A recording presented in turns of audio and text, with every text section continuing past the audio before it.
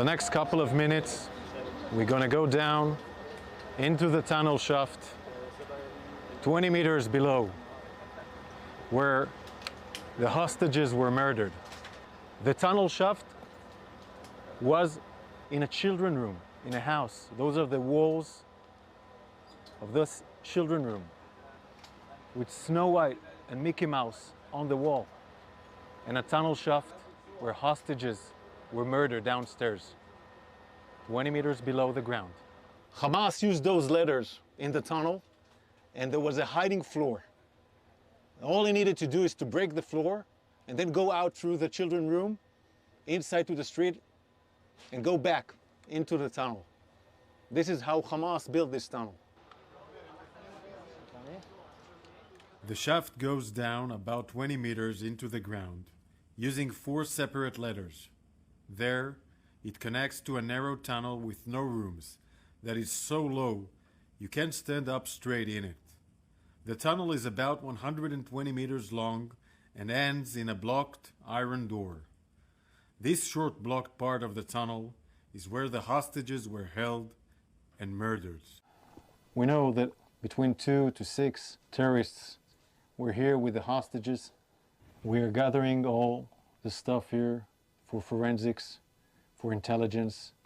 We can see magazines, an AK-47 magazine, chargers, all used by the terrorists, Quran books, a hairbrush.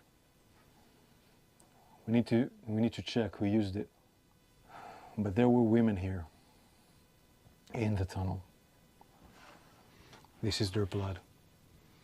This is the blood of Hersh, Eden, Carmel, Uri, Almog, and Alex.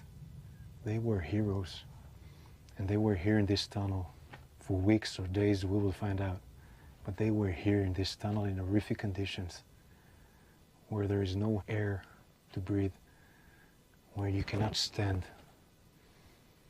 And they survived, but they were murdered by terrorists, and they're still hostages, 101. Some of them are alive in the same conditions, in tunnels like this, in Gaza.